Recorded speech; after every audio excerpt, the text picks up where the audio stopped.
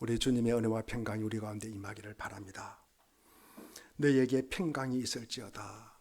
너희에게 평강이 있을지어다. 두려움에 떨던 제자들을 향하여 찾아온 주님의 인사입니다. 불안과 두려움을 우리가 평강으로 변화시키는 것은 특정 사건이 역사 속에서 일어났다는 사실을 우리가 받아들이는 것입니다. 첫째로 예수님은 우리 죄를 위하여 죽으시고 장사 지낸 바 되었다. 둘째로 예수님은 사흘 만에 다시 살아나셔서 많은 이들 앞에서 자신을 내보이셨다라는 사실입니다. 그래서 기독교는 여기 당신이 살아가야 할 방식이 있습니다 라고 시작하는 것이 아니라 여기 예수님께서 역사 속에 당신을 위해서 우리를 위해서 하신 일이 있습니다. 이루신 일이 있습니다 로 시작하는 것입니다. 이 사실을 우리가 이해하고 받아들이고 그리고 믿고 따르는 것입니다.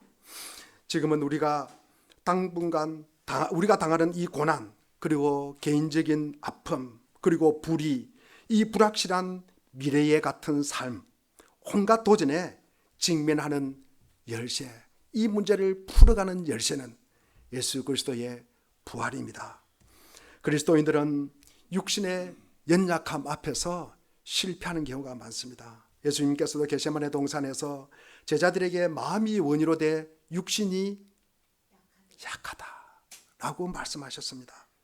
우리는 신앙생활을 하면서 이 말씀처럼 우리의 마음에 절절하게 여러분 다가오는 말씀이 없는 것 같습니다.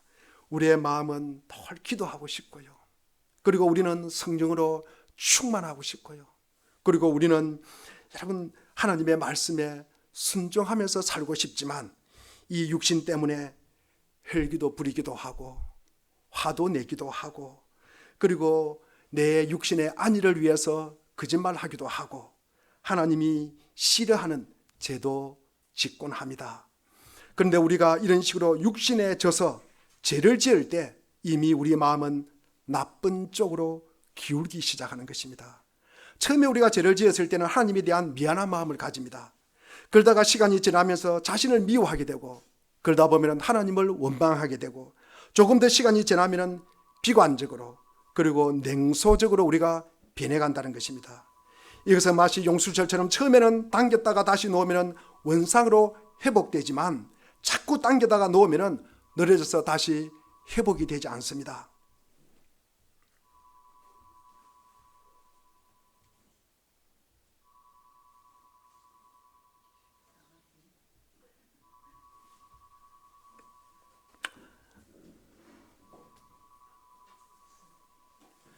마음이 이렇게 굳어지게 되었을 때 아무리 좋은 말씀을 들어도 마음에 와닿지 않습니다. 그냥 빨리 지나갔으면 좋겠다.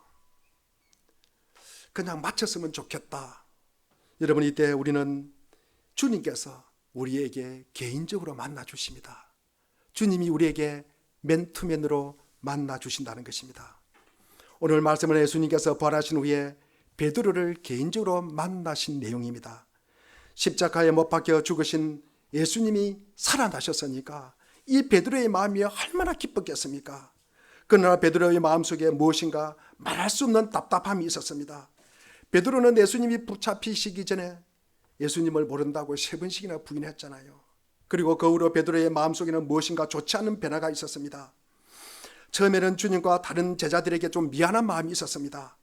나중에는 자기 자신이 누구인지 알지 못하는 자포자기한 상태가 되어갑니다. 베드로는 지금 심한 정체성의 혼란을 겪고 있습니다. 나는 도대체 누구인가? 내가 지금 3년 동안 주님을 따라다녔다는 것은 헛된 것인가? 주님 앞에 내가 고백한 것은 거짓이었는가? 그리고 나는 지금도 예수님의 제자라고 할 수 있는가? 아니면 이제부터는 고기를 잡는 어부로 돌아가야 하는가? 나를 따라오너라, 내가 너로 사람을 낚는 어부가 되겠다고 하신 그 말씀이 지금도 유효한가? 아니면 나는 이제 제자들의 모임에 빠져야 하는가? 이때 예수님은 개인적으로 베드로를 만나 주셨습니다. 그리고 예수님과 사이에 진지한 대화가 오늘 본문입니다. 이것은 주님이 베드로를 여단치시고 베드로는 고개를 푹 숙여가지고 눈물을 흘리는 그런 대화가 아닙니다. 우리가 이것을 볼 때 사람이 마음의 문을 열고 대화를 나눈다는 것이 얼마나 어려운 일인지를 우리는 알 수가 있습니다. 일단 마음문이 열리지 않는 상태에서는 아무리 좋은 이야기를 해도 전혀 귀에 들어오지 않습니다. 그러나 예수님은 무조건 베드로를 야단치지 않습니다. 몰아붙이지도 않습니다. 구중하지도 않습니다. 예수님은 베드로의 마음속에 있는 작은 믿음을 고백하게 하심으로 무서운 침체에서 벗어나게 하십니다.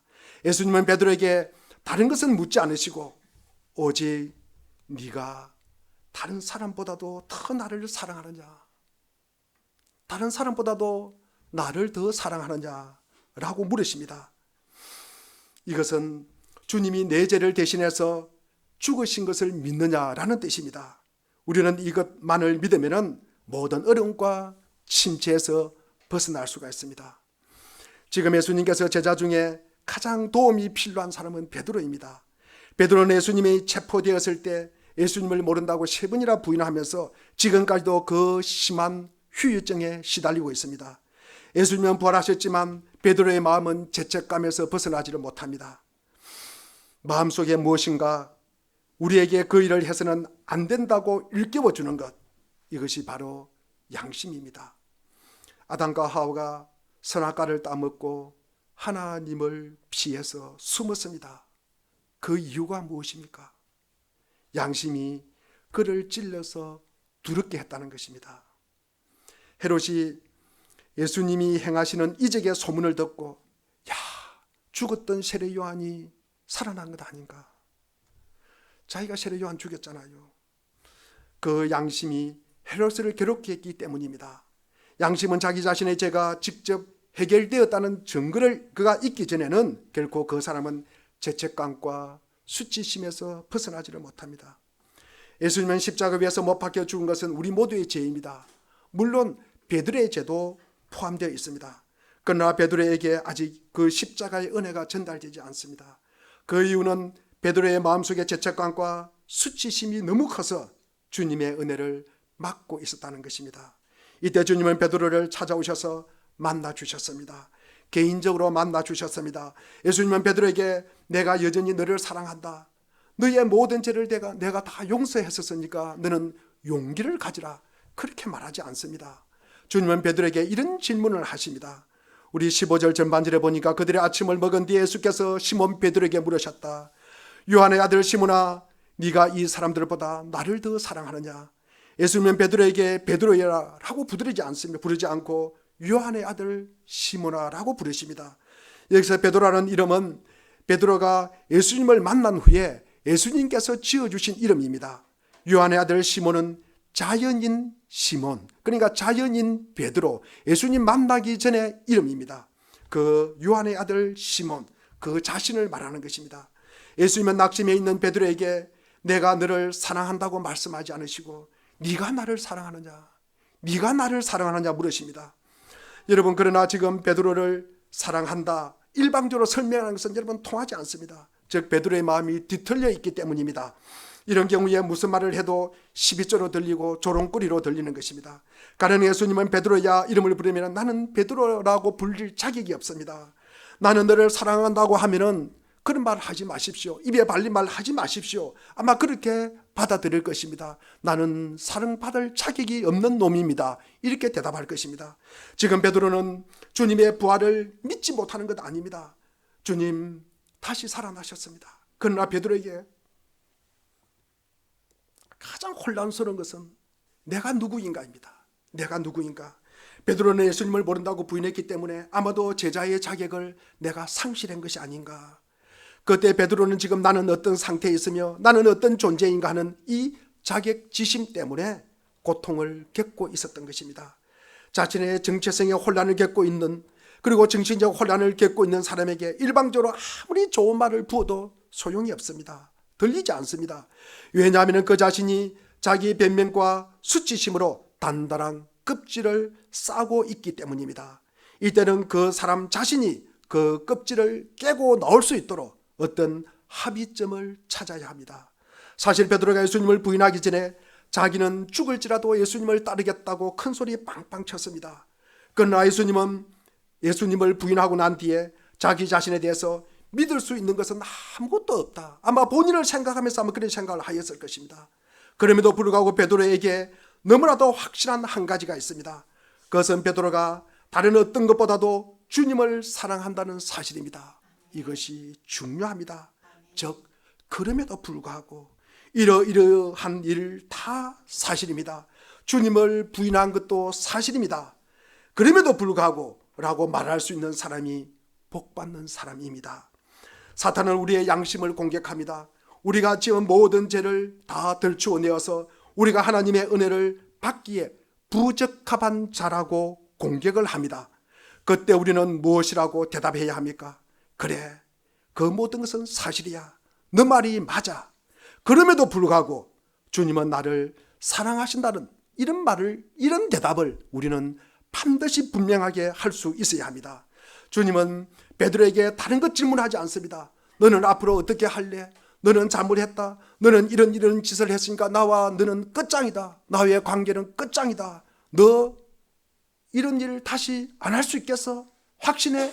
자신 있어? 이렇게 말씀하지 않으십니다. 예수님은 베드로의 마음속 깊은 곳에 숨어있는 주님에 대한 뜨거운 사랑, 그것을 끄집어내셨습니다. 베드로는 다른 것은 다 자신 없어도 주님을 사랑하는 마음 하나만은 자신이 있었습니다.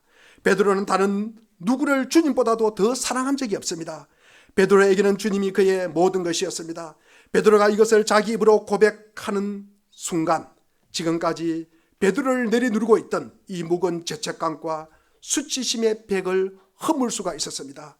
그 이유는 네가 나를 사랑하느냐 하는 질문은 내가 너의 죄 때문에 십자가에 못 박혀 죽은 것을 믿느냐 하는 것과 똑같기 때문입니다. 예수님께서 나의 죄 때문에 십자가에 못 박혀 죽은 것을 믿는다면 우리는 더 이상 그 죄를 붙잡고 있을 필요가 없는 것이 아닙니까? 그런데 해결된 일, 그렇죠, 풀린 일, 끝난 일을 갖다가 왜 붙잡고 있냐는 것입니다. 왜 붙잡고 있냐는 것입니다. 우리는 다른 사람이 잘못했을 때 그 사람의 잘못을 열거한다든지 그리고 그에 대한 불만, 요구사항을 늘어놓으면 안 됩니다. 그렇게 하면 아무리 길게 이야기해도 상대방은 전혀 들리지 않습니다. 중요한 것은 그 사람 안에 있는 이 1%, 한 0.01%, 이 아름다운 부분, 우리는 그것을 찾아내고 우리는 그것을 인정해 줄 때 그 사람은 닫고 있었던 마음의 문을 열고 오히려 더 적극적으로 흥미롭게 대화에 응하게 된다는 것입니다. 우리는 많은 죄를 지었을 때 주님은 다른 것 가지고 여러분 야단치지 않습니다. 주님은 우리 안에 작은 믿음 그거 하나 보시고 말씀하십니다. 그러니까 우리가 언제나 주님을 만났을 때 자신 있는 게요, 그것을 바라보는 주님, 그것을 캐내는 그 주님을 보면은 우리는 늘 주님을 만나면 즐거운 거예요. 교회 오면은 여러분 기쁨이 샘솟아야 하는 것입니다. 요즘 여러분의 상태에 어떤 상태에 있습니까? 혹시 베드로처럼 육체에 져서 자주 좋지 않는 상태에 빠져 있지는 않습니까? 그러면 분명히 내 마음에 단단한 껍질이 생겨져 있는 것입니다. 지금 주님이 아무리 좋은 말씀을 하셔도 우리에게는 들리지 않는다는 말씀입니다. 우리가 죄를 지었을 때 처음에는 주님에 대한 미안함이 있습니다. 그러다가 금방 주님을 원망하는 마음으로 바뀐다는 거죠. 왜 주님은 다 하시면서 나를 막아주지 않았을까?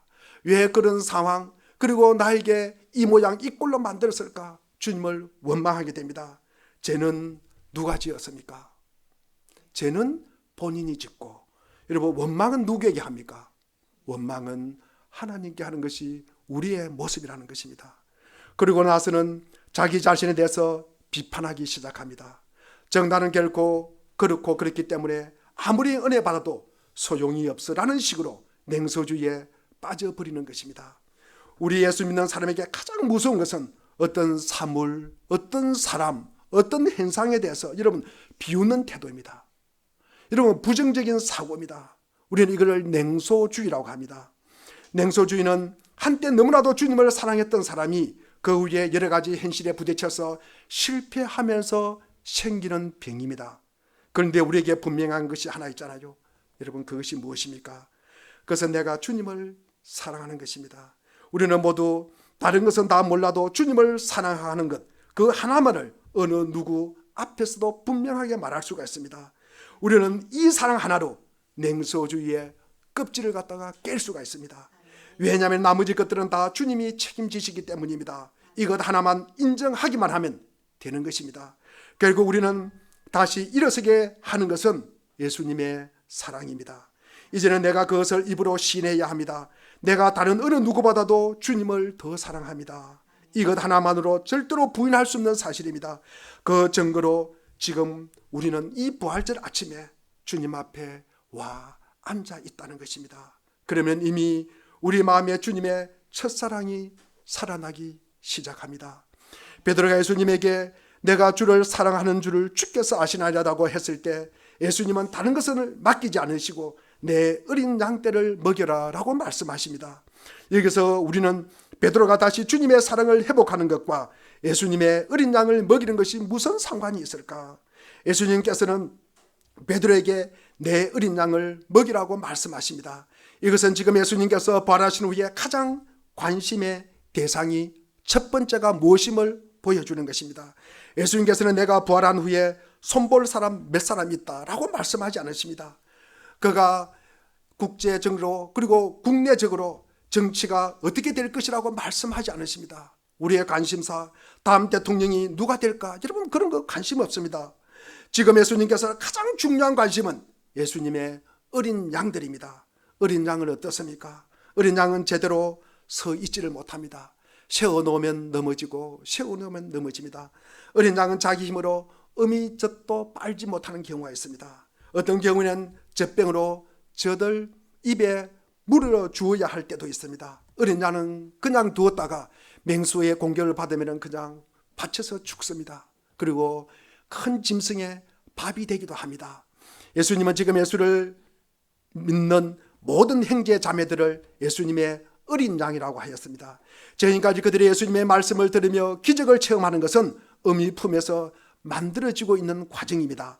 이제 예수님이 부활하시고 예수님을 믿는 모든 형제 자매들이 이제 막 눈을 뜨게 되었고 이 세상에 나오게 되었습니다.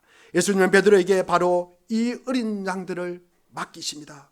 그런데 예수님은 어린 양을 돌보는 자를 선택하실 때 가장 허물 많고 가장 상처 많았던 베드로를 택했습니다. 여러분 그 이유가 무엇일까요? 여러분 자기가 넘어져 보았고 자기가 실패해 보았기 때문에 다른 넘어진 자와 실패한 자들의 심정을 이해하기 때문입니다. 신앙적으로 넘어진 자들에게 아무리 명언을 쏟아 부어도 여러분 사실 상처 입은 자에게는 큰 위로와 격려가 되지 않습니다. 그들에게 필요한 것은 자신들의 아픔을 이해해 주는 것입니다. 그리고 자신들이 넘어질 수밖에 없고 죄에 빠질 수밖에 없었던 것을 이해해 줄 수 있는 사람인 것입니다. 베드로와 같이 적어도 자기 자신이 넘어진 적이 있었던 사람은 다른 사람이 넘어진 것을 비난하거나 여러분 공격하지 않습니다. 다른 사람의 잘못을 여러분 침뱉지 않습니다. 그래서 예수님은 베드로에게 다른 넘어진 자들과 약한 자들을 돌보아 주는 것을 맡기신 것입니다. 우리가 알아야 할 것은 우리 믿는 사람들은 모두 다 약한 자들이라는 사실입니다. 우리가 옛날에는 모두 강한 자들이었습니다. 사자들이고 호랑이들이고 그리고 늑대들이었기 때문에 다른 사람의 도움 없이 참 잘 살았습니다. 그러나 예수님을 믿으면서 우리는 모두 양으로 변했습니다. 그것도 어린 양입니다. 우리는 모두 조금씩 자신을 찾아가는 과정 중에 있습니다. 그러기에 우리 중에 어느 누구도 완전하지 않습니다. 우리는 서로가 얼마나 잘 넘어질 수 있고 얼마나 자주 실패할 수 있는지 잘 이해할 필요가 있습니다. 예수님에게 최고로 중요한 사람들은 어린 양입니다. 그것도 보통 어린 양이 아니라 상처 입은 어린 양이요 그리고 장애 가진 어린 양들입니다. 예수님은 베드로가 영적 침체에 벗어났을 때 비로소 약한 자들을 지켜주는 일을 시키셨던 것입니다. 그런데 예수님은 베드로에게 어린 양을 맡기시면서 네가 이 사람들보다 더 나를 사랑하느냐고 물으십니다. 여러분 여기서 나가 누굽니까? 예수님이십니다. 우리가 생각하기는 예수님께서 베드로에게 아니 맡긴 사람들, 너에게 맡은 사람들, 그 어린 양들을 네가 이 사람들을 진정으로 사랑하느냐 이렇게 묻는 것이 옳은 말 아닐까? 그 말이 더 합당하지 않을까? 라는데 그렇게 말하지 않습니다. 예수님께서는 베드로가 양들을 사랑한다고 하더라도 예수님보다 더 사랑해서는 안 된다고 말씀하십니다. 왜 그럴까요? 왜 그럴까요? 여러분, 다른 사람들을 갖다가 예수님보다 더 사랑하면 안 될까요, 여러분? 이 예수님이 굉장히 이기적이라서 그렇습니까? 자기만 바라보게 하기 위해서 그렇습니까? 자기만 사랑받기 위해서 그렇습니까? 중요한 것은 양들을 예수님보다 더 사랑하면 여러분 실망하기 때문입니다. 처음에 양들을 보면 너무나도 사랑스럽고 귀엽잖아요. 그들을 위해서 목숨까지도 바칠 것 같지만 점점 사람들을 알아가면요, 실망스러운 부분이 더 많아진다는 것입니다. 우리는 다른 사람들을 좀 더 자세하게 알면 실망할 때가 많습니다. 자기 기대에 여러분 부응되지 못합니다. 내 기대에 자기 자신도 자기 기대에 부응하지 못합니다. 다른 사람이 어떻게 자기 기대에 부응하겠습니까? 그래서 나중에 들을 사랑하게 되고 그 뒤에 아예 버리게 되고 떠나게 됩니다. 저도 늘 기도하는 부분이 이 부분입니다. 내가 저 사람을 알지 못했더라면, 제로는 될 것인데 저런 단점이 보이고 저런 약점이 보이고 저런 약한 부분이 보일 때는 이 마이너스가 되는 하나님, 이 부분을 도대체 어떻게 할 것입니까? 제가 늘 기도 제목이 그것입니다. 여러분, 안 만나더라면 제로는 됐을 거 아닙니까? 여러분, 우리에게 예완견을 참 많이 키웁니다. 예완견, 아마 집에 예완견을 키우는 분이 계실 것입니다. 그런데 IMF 시대 때나 여러분 코로나 시대 때 예완견을 갖다가 얼마나 많이 여러분 버린지를 아세요? 여러분, 주님이 그 사람들을 좋은 점이 있어서, 좋은 점이 있기 때문에 여러분 돌보라고 하신 말씀이 아닙니다. 그 사람들이 인물 좋고요, 그 사람들이 예의가 있고 교양이 있고요, 그리고 그 사람이 재산이 넉넉해서 여러분 돌보라는 것 아닙니다. 왜 베드로가 다른 양들을 돌보게 됩니까? 왜 베드로가 여러분 다른 양들을 돌보게 됩니까? 이유는 이것입니다. 예수님이 그들을 사랑하셨다는 것입니다. 여러분, 예수님이 그들을 위해서 피를 흘리셨기 때문입니다. 그 이유 외에는 없습니다. 그 다른 이유 찾지 마십시오. 우리는 하나님의 양들이 아무 사랑할 이유가 없어도 하나님의 백성이기 때문에 사랑하는 것입니다. 결국 그들은 주님의 양떼이지 내 양떼가 아니라는 말씀입니다. 우리가 할 것은 푸른 풀밭이 있는 곳으로 양떼를 데리고 가기만 하면 됩니다. 그러면 거기서 주님은 우리 한 사람 한 사람을 다 만나시고 우리의 아픔을 치료해 주시고 우리의 앞길을 인도해 주시는 것입니다. 우리는 양들이 예수님을 잘 만날 수 있도록 지켜주시고 안내해 줄 책임이 있는 것입니다. 양들 중에는 건강한 양들은 길만 보여주면 앞을 잘 가는 양들이 있습니다. 그러나 병든 양은 자기 혼자 가지를 못합니다. 안고 가야 합니다. 또 그 중에는 말을 듣지 않는 양들도 있습니다. 다른 길로 갑니다. 갯길로 갑니다. 그런 것들은 또 따라가서 붙잡아 와야 합니다. 예수님께서 베드로에게 요한의 아들 시몬아, 네가 나를 사랑하느냐 하는 질문을 3번씩이나 합니다. 왜 그렇게 하셨을까? 예수님은 베드로에게 3번째로 똑같은 질문을 하셨을 때 베드로의 마음이 근심이 있었다, 불안이 생겼다는 것입니다. 그 이유는 자기가 주님의 의도를 모르고 있다는 사실을 알았기 때문입니다. 우리 17절을 우리 같이 한번 읽어보겠습니다. 17절입니다. 시작. 예수께서 3번째로 물으셨다. 요한의 아들 시몬아,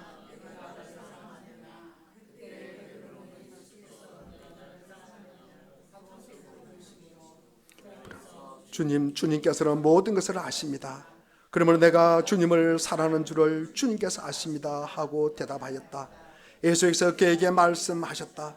내 양떼를 먹여라. 그런데 주님이 3번째로 베드로에게 네가 나를 사랑하느냐라는 질문을 하신 것은 결국 우리가 누구의 힘과 누구의 의지로 다른 사람들을 사랑하느냐 하는 문제인 것입니다. 결국 내가 힘이 있고 내가 의지가 있기 때문에 주님을 사랑하고 남을 사랑하는 것은 아니라는 것입니다. 우리가 주님을 사랑할 수 있는 의지나 힘마저도 우리의 것이 아니라 주님께서 우리에게 주신 것입니다. 이 사실을 우리가 분명히 알아야 합니다. 이제 베드로는 예수님의 3번째 질문을 통해 무엇인가가 자신이 주님의 뜻을 다 이해하지 못하고 쉽게 그냥 대답하고 있다는 것을 알았습니다. 이때 주님은 우리가 어떤 식으로 사랑해야 하는지를 말씀해 주셨습니다. 18절입니다. 우리 18절을 같이 읽어보겠습니다. 시작. 내가 진정으로 내게 말한다.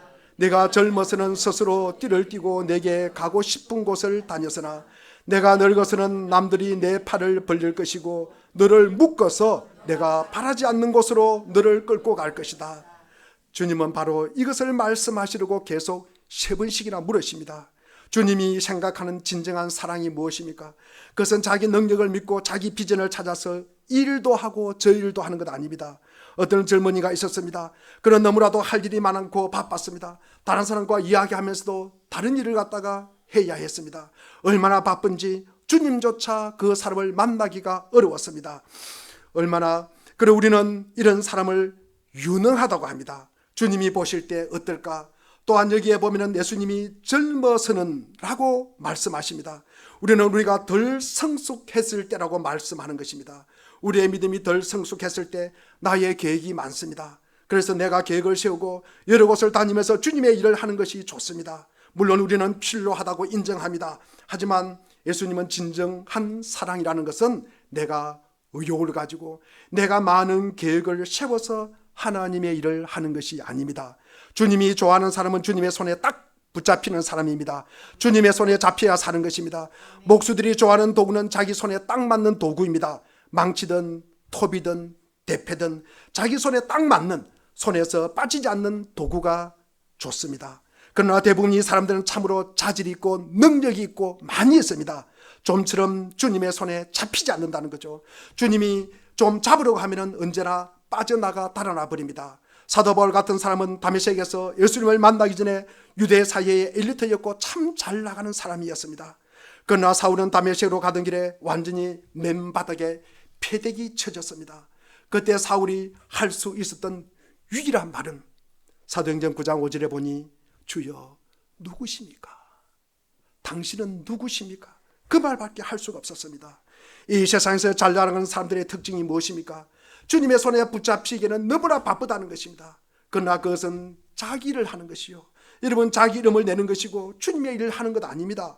우리가 주님의 손에 붙잡히는 중요한 이유는 먼저 주님의 손에 붙잡혀야 성령의 힘으로 일할 수 있다는 것입니다. 우리는 이 세상에 많은 일을 하기를 좋아합니다. 그것은 모래를 이곳에서 저곳으로 옮기는 것에 불과합니다.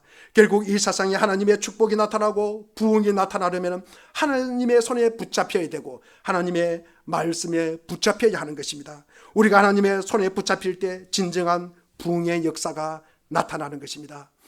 그리고 또 하나, 우리가 하나님의 손에 붙잡히지 않았을 때 죄를 이길 수가 없다는 것입니다. 그래서 일도 많이 하지만 죄에 빠지기 쉽습니다. 그래서 결국 어느 순간에 죄에 빠지고 망하게 됩니다. 삼곰손 같은 경우에는 하나님의 손에 빠져서 돌아다니다가 결국 드릴라의 유혹에 넘어져서 눈알도 뽑히고 그리고 머리털이 밀리는 실패를 경험합니다.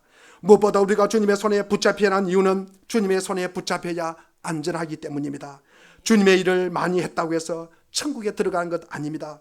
하나님의 손에 붙잡혀서 하나님 아버지의 뜻에 살아야 들어가는 것입니다. 우리 19절에 보면은 예수님께서 이렇게 말씀하신 것은 베드로가 어떤 죽음으로 하나님께 영광을 돌릴 것인가를 암시하신 것이다. 예수께서 이 말씀을 하시고 나서 베드로에게 나를 따르라 라고 말씀하셨습니다. 우리 가운데 어느 누구도 자기 할 일 다 하고 자기 챙길 거 다 챙기면은 주님의 일 할 수가 없다는 것입니다. 예수님은 여우도 굴이 있고 새도 둥지가 있지만 인자는 머리 둘 곳이 없다고 하였습니다. 아버지를 장사 지내고 주님을 쫓겠다는 제자에게도 죽은 자들로 죽은 자를 장사하게 하고 너는 나를 쫓으라고 말씀하셨습니다. 우리가 아무리 예수님을 사랑하고 믿어도 육신이 약해서 죄를 짓거나 넘어질 때가 많습니다. 그때 우리가 우리 자신에게 집중하면 죄책감에 눌려서 도저히 일어설 수가 없을 것입니다. 주님께서 미안한 마음이 나중에는 결국 냉소주의에 빠지게 됩니다. 우리는 주님을 사랑하는 그 마음으로 일어서야 합니다. 그리고 주님께서 가장 중요한 것은 많은 일을 해야 하는 것이 아니라는 사실을 우리에게 알려줍니다. 오직 우리가 할 일은 주님의 어린 양을 지키는 것입니다. 그들을 푸른 풀밭으로 인도하는 것입니다. 무엇보다 우리는 다른 사람 때문에 주의 일을 못한다고 해서는 안 됩니다. 우리는 언제나 주님 앞에서 내가 최선을 다했는지, 네가 나를 사랑했는지 질문을 받을 때가 있다는 말씀입니다. 그때 잘하였도다, 착하고 충성된 종아 하면서 칭찬받는 성도들이 되면 우리는 행복한 인생을 산 것입니다. 사랑하는 물된 동산교회 교육 여러분, 부활절 아침에 여러분 모두 주님께서 착하고 충성된 종이라 칭찬받는 자들이 되기를 주의 이름으로 축원드립니다. 기도하겠습니다. 아버지,